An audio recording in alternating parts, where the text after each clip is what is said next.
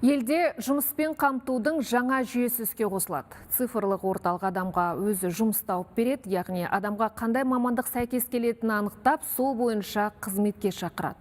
Бұл цифрлық қызмет көрсету жүйесі жыл аяғына дейін елдің барлық 20 өңірінде іске қосылуға тиіс. Анық-анығын білу үшін студияға Қазақстан Республикасы Еңбек және халықты әлеуметтік қорғау министрлігі Еңбек және халықты жұмыспен қамту департаментінің директоры Төлеу Мұхтарды шақырдық. Төлеу Қайратұлы, қайырлы таң, қош келдіңіз. Енді жаңа цифрлық жүйенің басты артықшылығы неде? Азаматтарға жұмыс тауып беруде қаншалықты үлес қосуы мүмкін? Рахмет.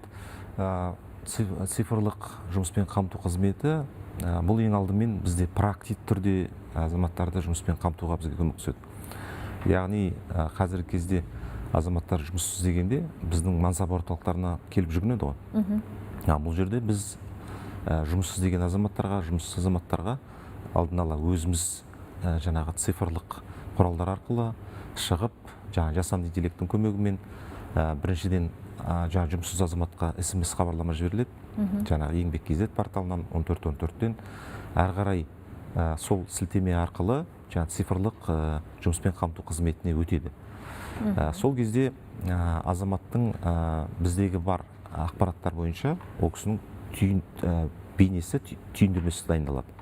Яғни азаматқа қосымша ақпараттарды сұраймыз, жаңағындай нақтылау бойынша, түйіндемені толықтыру бойынша. Сол арқылы ол кісінің азаматтың біліміне, дағдыларына, жаңағы жұмыс өтілі қызметіне байланысты жұмыс орындары ұсынылады. Яғни принцип былай болады. Бірінші кезекте сол мамандығы бойынша өзінің тұрғылықты жерінде ұсынады жұмыс орындарын. Егерде ол жұмыс орындары сәйкес келмей жатса, басқа өңірлерден жұмыс ұсыну мүмкіндігі бар. Одан кейін мынау солтүстік өңірлерде бізде солтүстікке көші-қон бағдарламасы бар. Сол бағдарлама бойынша жұмыс орындарын ұсынатын мүмкіндік бар. Тағы да ірі компаниялардағы жұмыс орындарын ұсынуға мүмкіндік бар.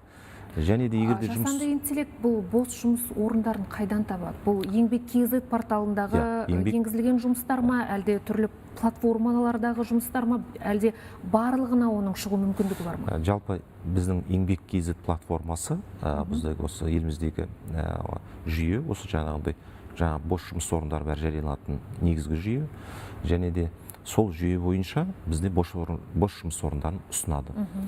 Яғни егерде жұмыс орындары азаматқа сәйкес келмеген жағдайда бір жаңа мамандық алып, жаңа дағдыларды да үйренуге біз кәсіптік оқуларды да ұсынады қызмет арқылы. Яғни бір жаңағындай бір хабарлама жіберіп, мына жұмыс сізге жарайды, жарамайды деп сонымен қоя қоймай, әрі қарай жасанды интеллект азаматты диалог жасап, оны әрі қарай жұмысқа тұрғанша сонымен байланыста болады. Енді бізде мансап орталықтары бар ғой. Бұл жасанды интеллект жаңа жүйе соған көмек ретінде іске қосылып отыр. Ол қазір пилоттық жоба негізінде жұмыс істеп тұр ма, әлде кейбір аймақтарда іске қосылған ба? Әлде енді қосыла ма? Біз шілде айынан бастап Павлодар облысында бұны пилоттық ретте іске қостық. Қазір Павлодар облысында жүріп жатыр. Қыркүйек айында біз Маңғыстау облысында соны іске асуға пилоттық түрде іске асырамыз.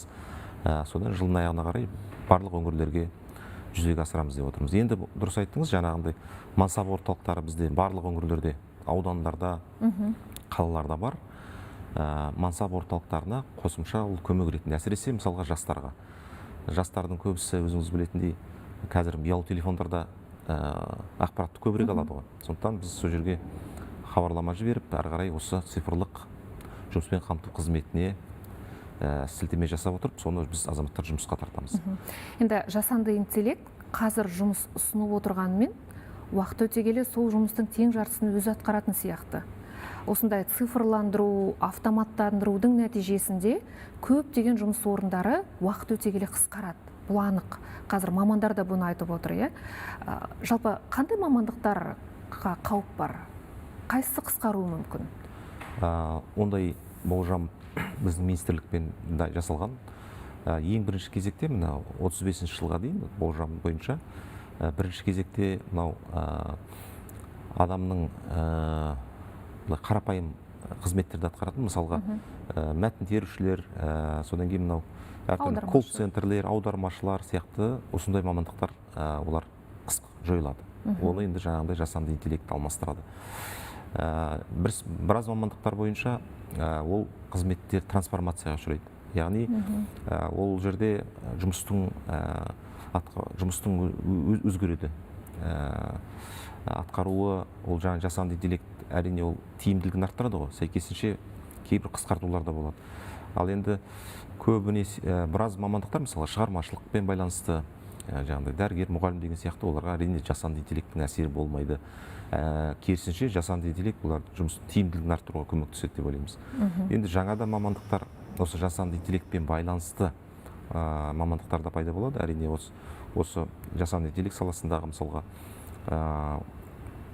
аудиторлар деген сияқты осы жасанды интеллект саласындағы осындай жаңа мамандықтар пайда болады.